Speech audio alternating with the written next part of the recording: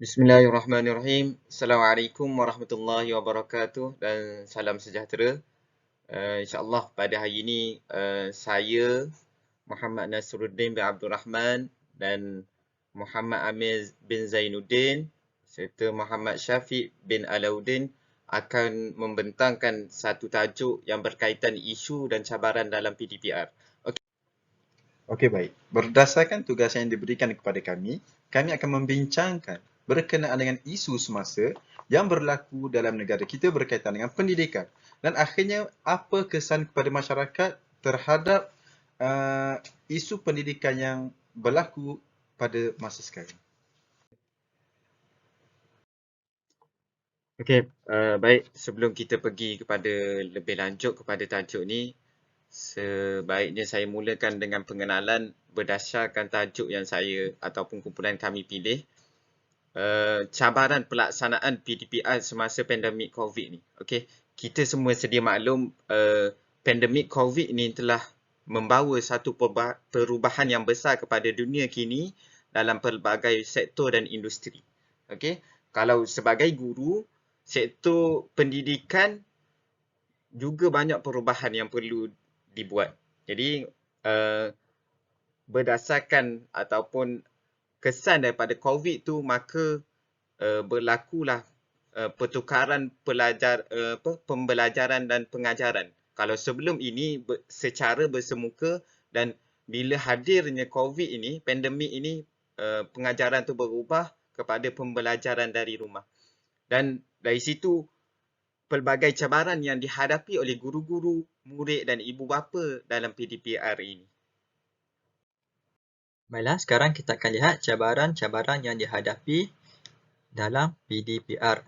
Kami membahagikan cabaran kepada 3, iaitu cabaran kepada guru-guru yang akan dibentangkan oleh saya, cabaran kepada murid-murid yang akan dibentangkan oleh saudara Nasruddin dan cabaran kepada ibu bapa yang akan dibentangkan oleh saudara Amir.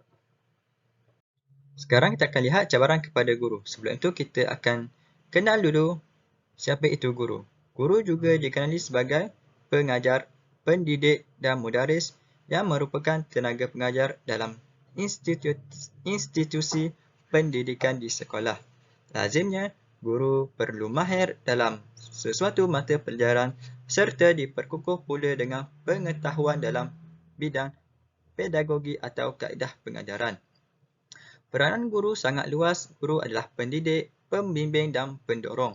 Guru juga menyampaikan ilmu, mendidik dan menasihat. Ini bermaksud guru atau pendidik mempunyai tugas dan tanggungjawab yang mencabar.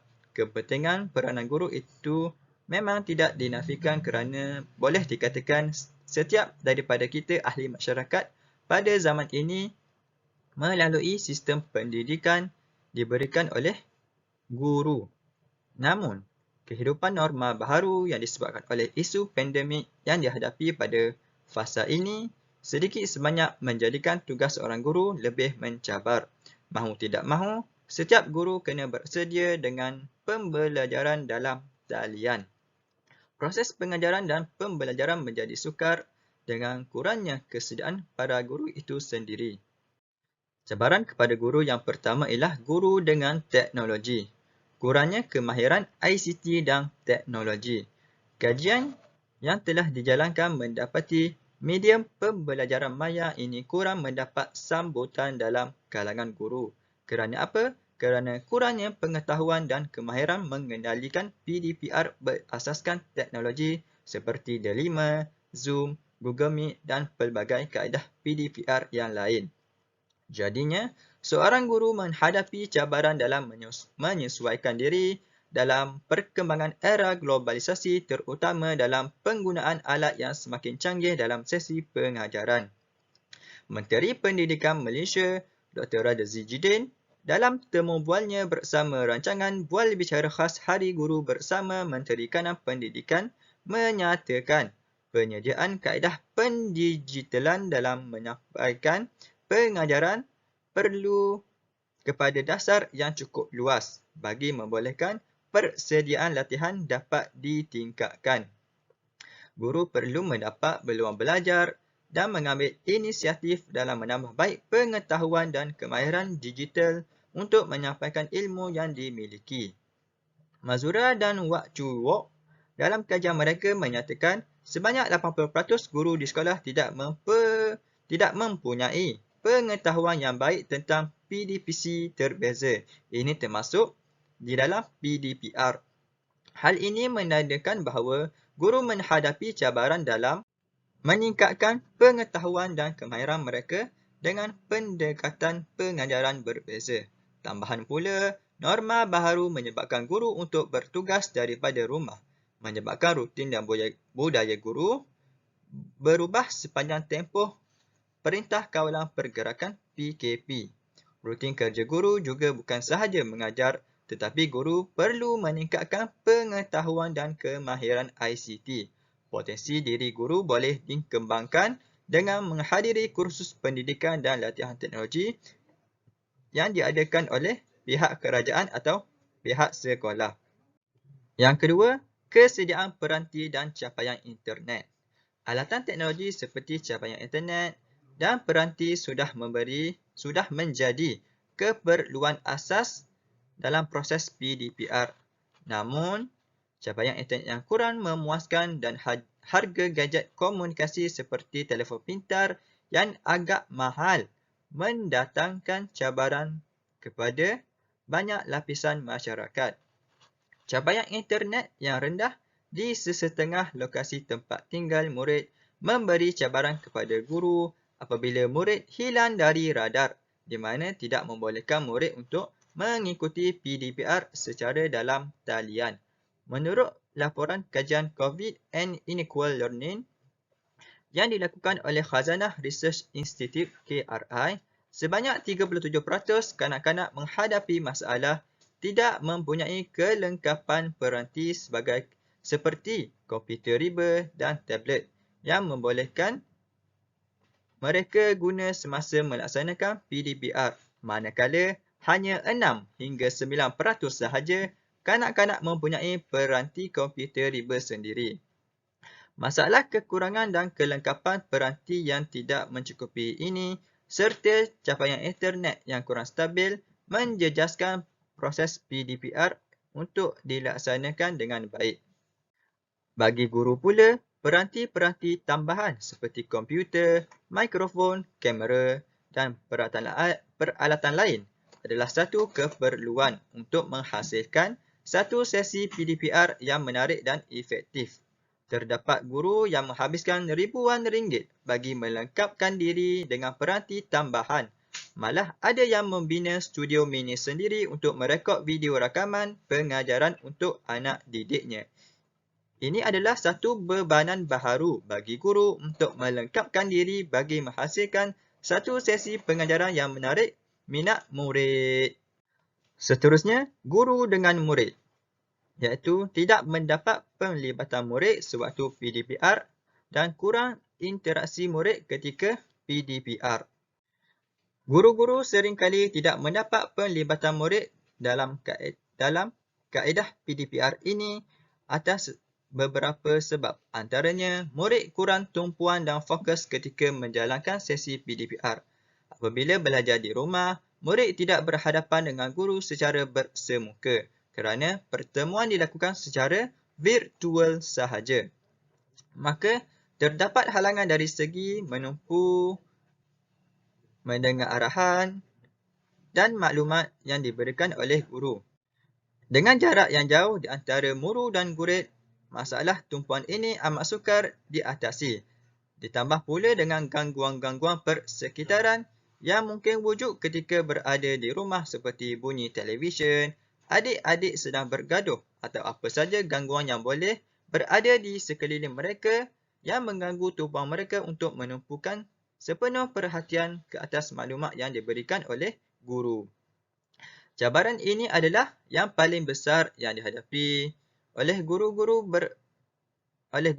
pendidikan khas bagi mengajar anak-anak berkeperluan khas ini. Menurut Abdullah Yusuf dan Safani Bari, Murid-murid berkeperluan khas ini memerlukan satu bentuk pendidikan yang sesuai untuk membolehkan mereka belajar dengan kekurangan atau kelemahan yang dimiliki. Dengan erti kata lain, pendidikan khas ialah satu perkhidmatan pendidikan yang dibentuk khas untuk memenuhi keperluan kanak-kanak tersebut. Seterusnya, guru dengan ibu bapa, iaitu kurang kerjasama daripada ibu bapa.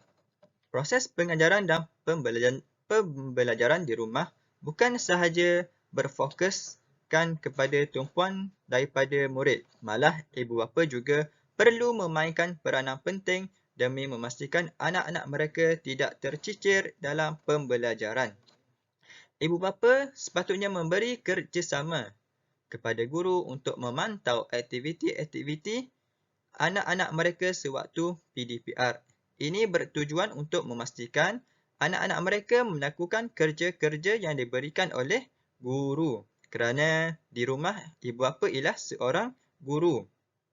Selain itu, kebanyakan murid juga mereka berkongsi peranti ataupun telefon pintar dengan ibu bapa mereka untuk dimasukkan ke dalam grup WhatsApp kelas, kerana tidak semua keluarga mampu untuk membeli peranti yang khusus kepada anak-anak mereka.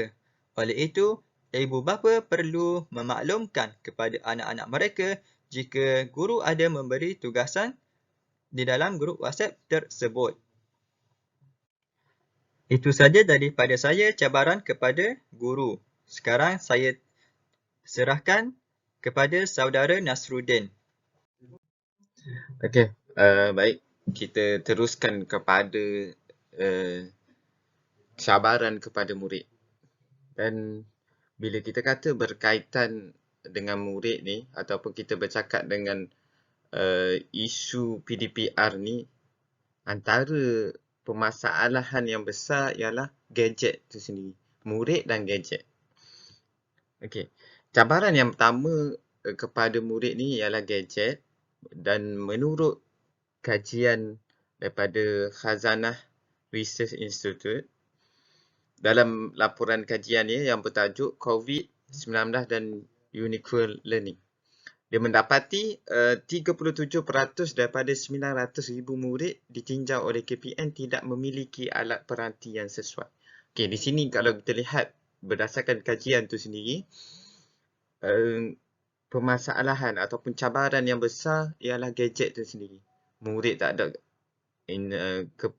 gadget yang sesuai untuk dia belajar. Ada kalanya berkaitan gadget ni, kalau bagi adik-beradik yang ramai, contoh 5 orang adik-beradik, dia terpaksa bergilir-gilir dengan adik-beradik dia. Bila kelas yang serentak, mungkin ada adik ataupun abang yang tak boleh masuk kelas. Dia perlu bergilir-gilir. Okey, berkaitan gadget ni juga dengan murid, setengah pelajar tu, dia lebih mengutamakan bila ada gadget dan ada laptop. Ni kita kata bagi pelajar yang mampu, dia ada kemudahan gadget dari segi laptop dan handphone. Dia ikut telefon, dia main game. Ikut laptop, dia buka kelas. Jadi, di situ satu cabaran kepada murid tu sendiri bila ada kemudahan. Dia salah gunakan handset, dia duduk main game. Sedangkan di laptop, cikgu mengajar, dia tak cara. Okey, seterusnya yang berkaitan gadget ni juga, ada mak ayah yang bekerja, dia bawa handset. Dan bila waktu cuti, anak baru bolehlah tengok handset. Ataupun bila ibu bapa habis daripada bekerja, barulah anak boleh menggunakan handset. Di sini satu masalah juga bagi murid yang mak ayah dia berpendapatan rendah dan tidak mampu untuk mendapatkan gadget yang sesuai. Okey, seterusnya cabaran bagi murid pula, murid juga, iaitu berkaitan murid dan internet. Okey, kemudahan internet ni suatu keperluan lah hari ini. Kan? Kalau tak ada internet, macam mana pelajar nak masuk kelas secara online? Ada kalanya setengah jam, ada kalanya sejam. Dia memerlukan kepada internet yang kuat dan banyak. Kalau sehari tu ada kelas sampai 3 jam, kota yang ada mungkin tidak mencukupi bagi orang yang tiada kemampuan. Orang yang ada kemampuan tak ada masalah dari segi internet. Dia boleh pasang hanya internet wifi di rumah. Dia boleh masuk kelas macam biasa. Dan berkaitan internet juga telah berlaku satu seorang pelajar yang di Sabah. Dia terpaksa mencari tempat ataupun panjat pokok untuk mendapatkan internet. Ni bagi yang pendalaman lah. Tiada capaian internet bagi murid mengikuti pembelajaran atas talian. Bahkan ada sesetengah pelajar ataupun ibu bapa ni yang mempunyai masalah internet ni, dia lebih suka pembelajaran ni dalam WhatsApp saja. Mana cikgu bagi video, cikgu bagi bahan, boleh tengok ke WhatsApp je. Dan bila melibatkan Google Meet, dia terpaksa ataupun dia tak boleh nak masuk dengan kekangan internet tu sendiri, dengan line yang tidak ada di tempatnya dan perlu mencari tempat yang lebih tinggi ataupun tempat yang mempunyai jaringan internet yang kuat. Ada setengah tempat tu internet ada, kadang tak stabil. Dia mengganggu pembelajaran bagi murid tu sendiri. Cikgu tengah tanya, Ahmad buat benda tu. Tak dengar suara. Sebab line-nya terputus, internetnya tak kuat dan menjadi satu cabaran kepada murid dengan internet ni.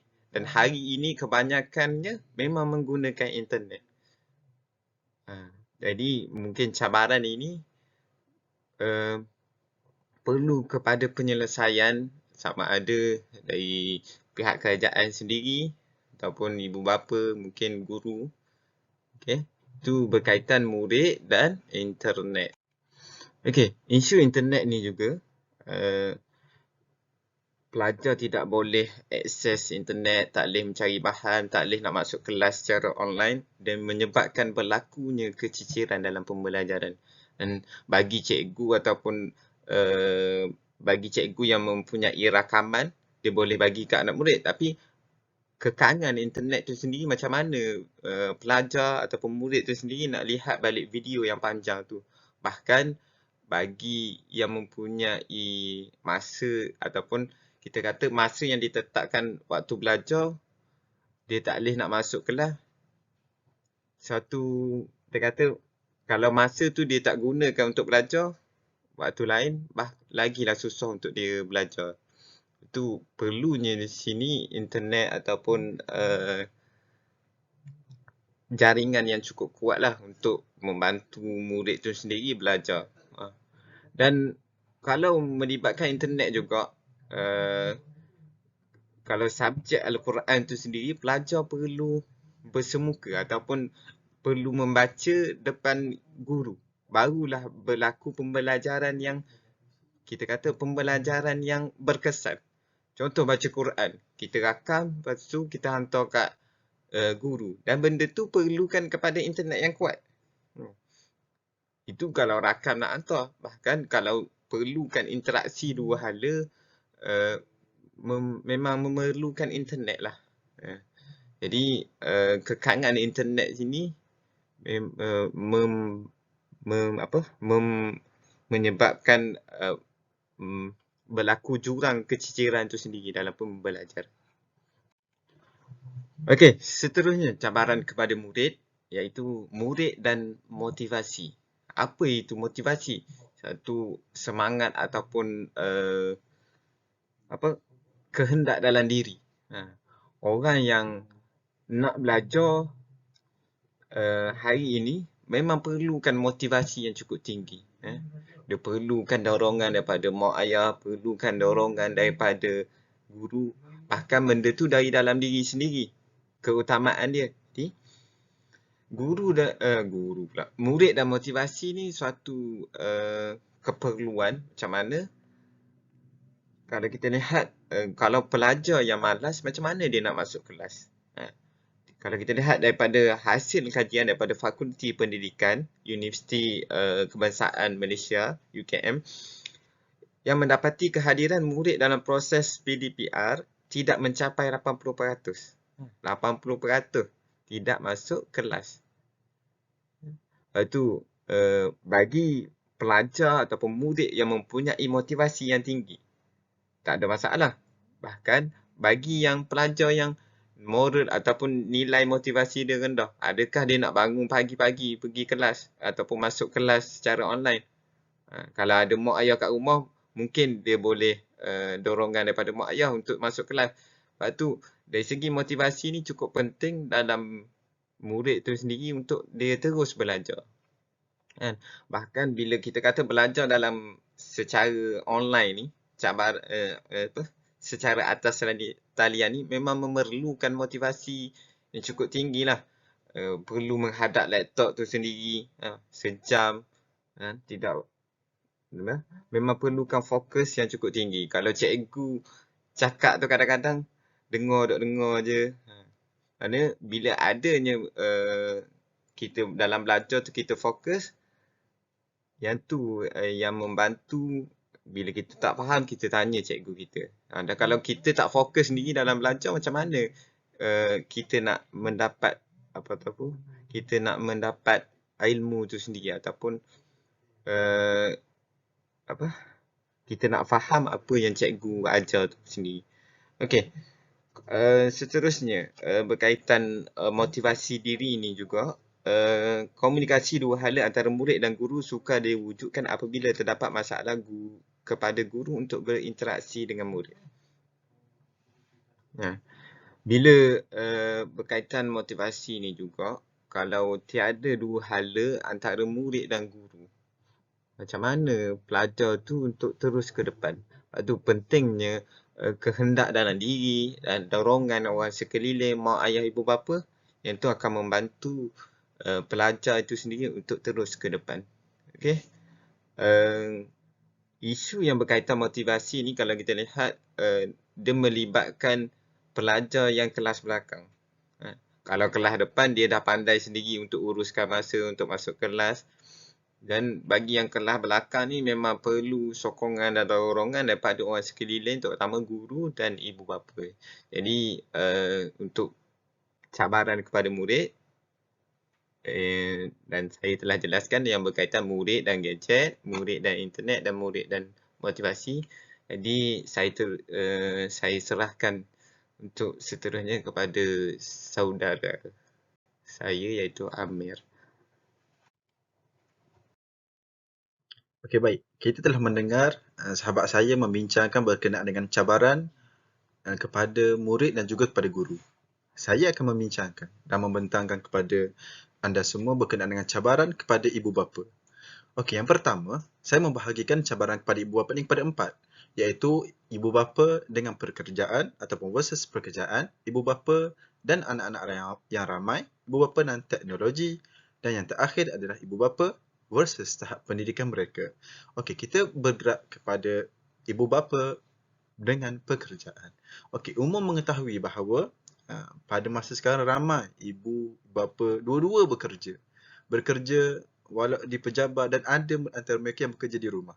Tapi walaupun mereka bekerja di rumah, tidak menjadikan bahawa mereka boleh memantau kesemua anak mereka atau memantau anak mereka di rumah ketika pembelajaran dan pengajaran berjalan. Hal ini kerana mereka mesti harus fokus kepada kerja mereka. Apatah lagi mereka ataupun ibu bapa yang bekerja di pejabat. Mereka sememangnya tidak melihat ataupun tidak dapat memantau anak mereka di rumah. Maka perkara ataupun ibu bapa versus pekerjaan ini memberi satu cabaran kepada ibu bapa itu sendiri terhadap pembelajaran dan pengajaran di rumah ini. Maka cabaran ini merupakan satu cabaran ataupun masalah, satu perkara yang perlu dititik beratkan ataupun diambil perhatian oleh kita ataupun masyarakat ataupun pihak kerajaan bagaimana untuk menyelesaikan masalah ini, ibu bapa versus pekerjaan ataupun ibu bapa yang bekerja ini untuk mengatasi masalah anak mereka ketika mereka menjalani ataupun mengikuti pembelajaran dan pengajaran di rumah. Siapa yang akan memantau anak-anak mereka atau bagaimana pelaksanaannya? Kalau ada ibu bapa salah seorangnya bekerja, mungkin mereka boleh menguruskan ataupun membahagikan masa. Tapi kita tidak boleh menjamin perkara itu kerana ramai ibu bapa yang dua-dua mereka bekerja. Hal ini memberi sedikit kesukaran ataupun cabaranlah kepada ibu bapa khususnya berkenaan dengan pelaksanaan PDPR pada zaman ataupun pada era masa kini. Okey, itu adalah ibu bapa versus pekerjaan. Kita bergerak kepada yang kedua, iaitu ibu bapa versus anak yang ramai.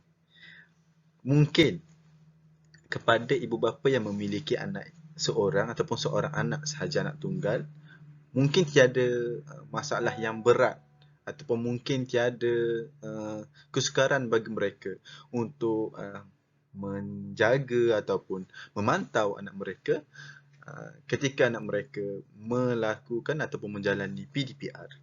Tapi cuba kita fikir bagaimana jika ibu bapa yang mempunyai ramai anak dan ramai anak ini ramai antara mereka yang bersekolah. Hal ini pasti memberi sedikit kegusaran, kerisauan kepada ibu bapa bagaimana mereka mahu menjaga, memantau kesemua anak mereka ketika mereka menjalani PDPR mereka di rumah masing-masing.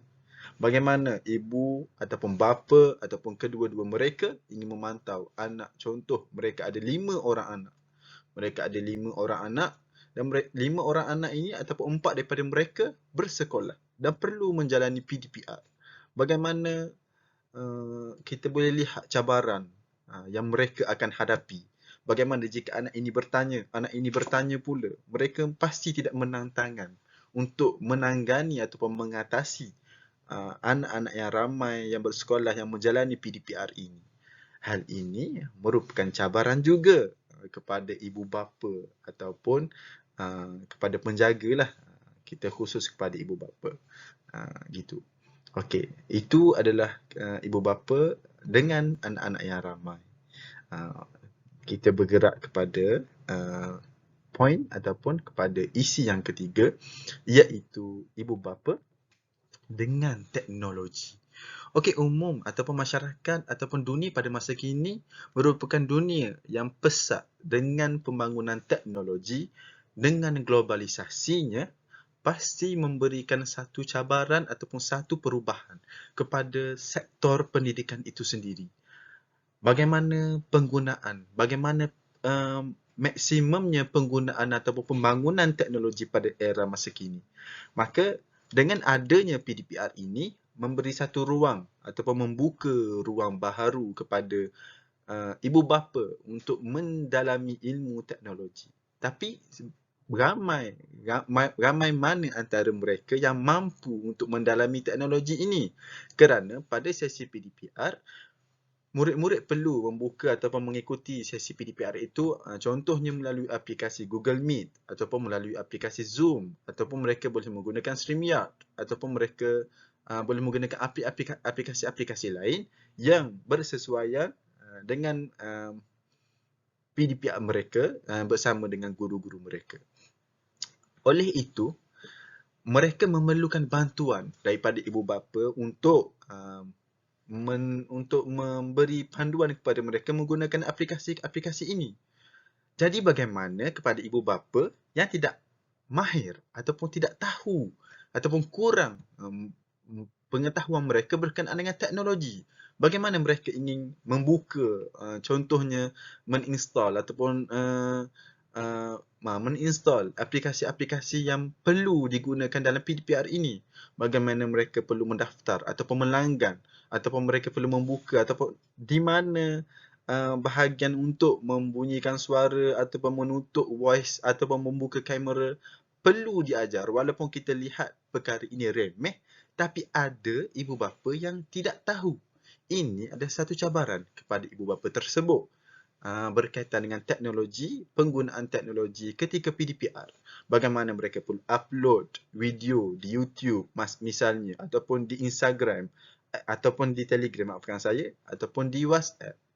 Ini juga memerlukan kemahiran teknologi kerana kemungkinan file-file yang kita nak upload itu perlu dikompreskan ataupun perlu dikurangkan dari sudut dia punya berat, dari sudut dia punya gignya ataupun dia punya kandungannya, perlu mempunyai pengetahuan berkenaan dengan teknologi. Jadi pembangunan teknologi ataupun perubahan dari sudut teknologi ini memberi cabaran, sedikit cabaran ataupun bukan sedikit lah kepada ibu bapa untuk membantu anak-anak mereka di rumah ketika mereka menjalani PDPR. Okey. Itu poin berkenaan dengan teknologi. Okey. Sekarang kita bergerak kepada poin yang terakhir, iaitu ibu bapa dengan tahap pendidikan. Okey, baik.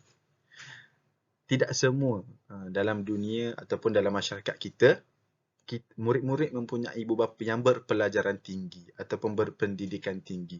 Pasti ada antara mereka yang mempunyai ibu bapa yang kurang tahap pendidikan mereka atau pendidikan mereka berada di tahap yang sederhana ataupun rendah.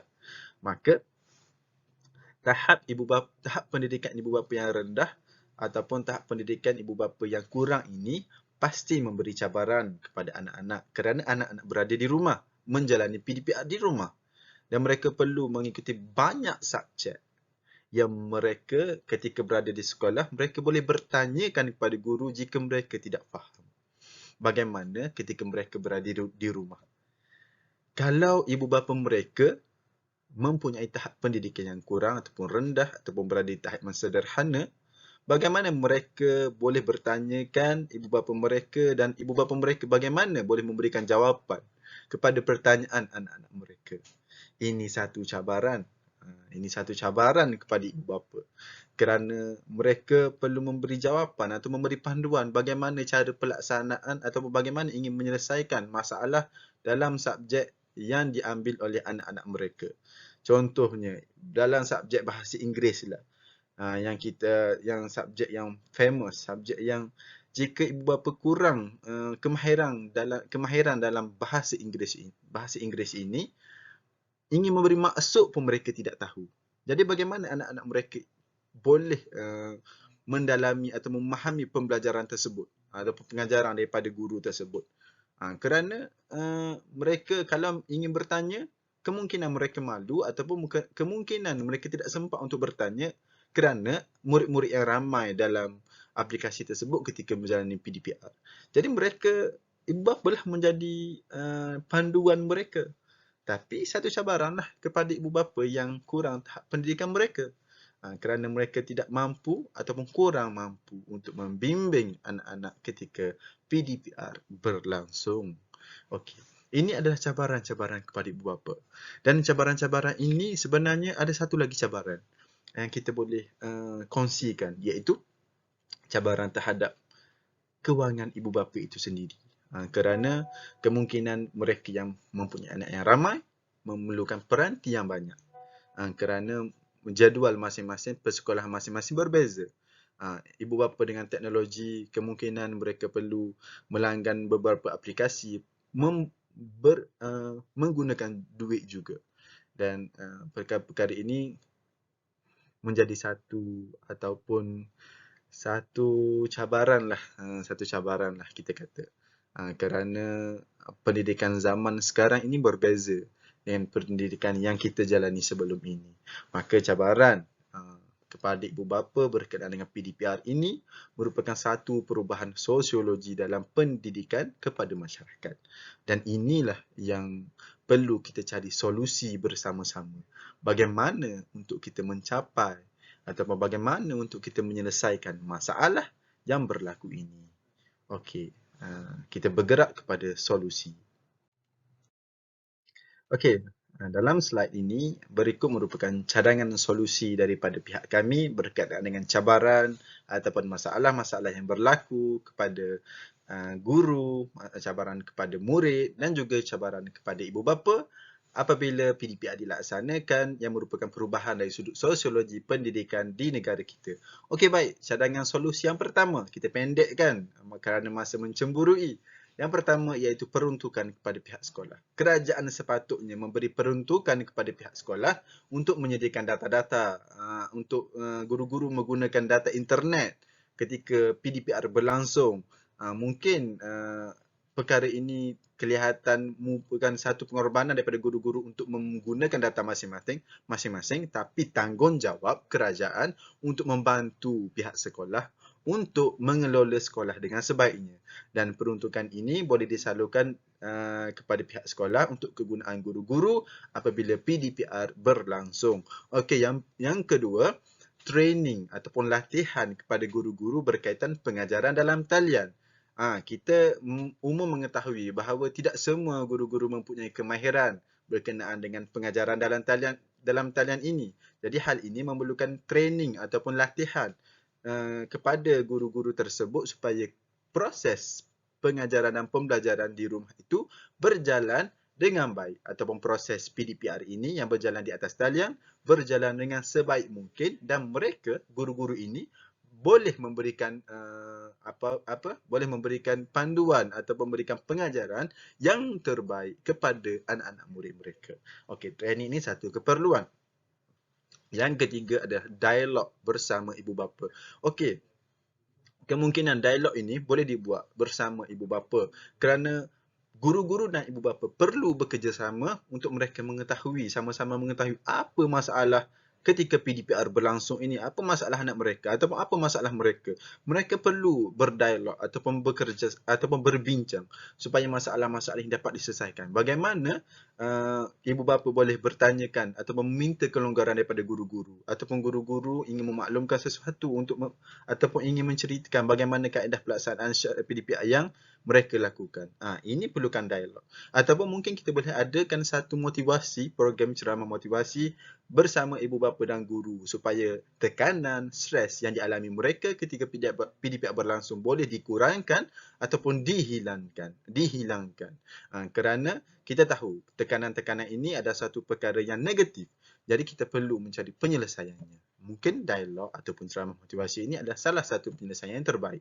Okey, yang keempat adalah minimumkan jadual pembelajaran dalam sehari. Okey, ini cadangan solusi yang kami utarakan kerana kami melihat bahawa jadual pembelajaran murid-murid sangat padat.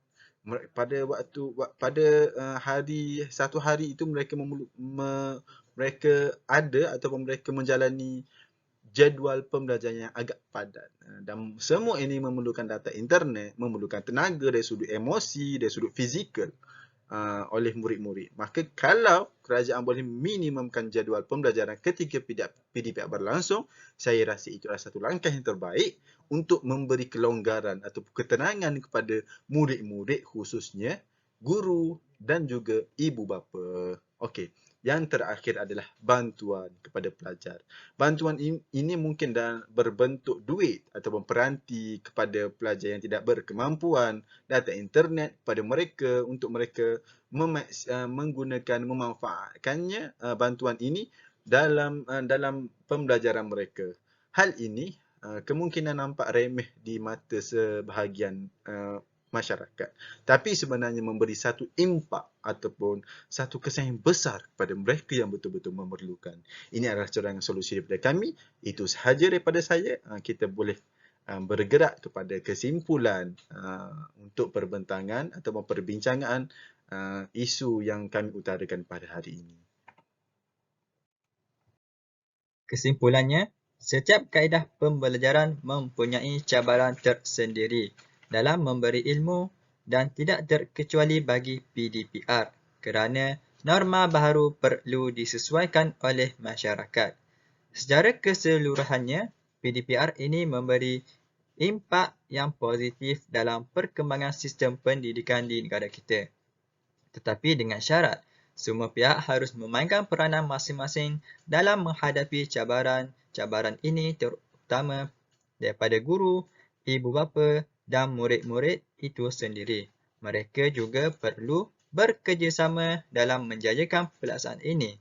seperti bersama-sama mencari solusi terhadap cabaran yang dihadapi dan membuat penambahbaikan terhadap masalah dan kekurangan sepanjang PDPR.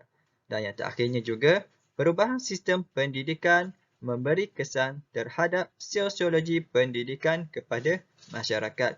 Itu saja dari kumpulan kami. Assalamualaikum warahmatullahi wabarakatuh.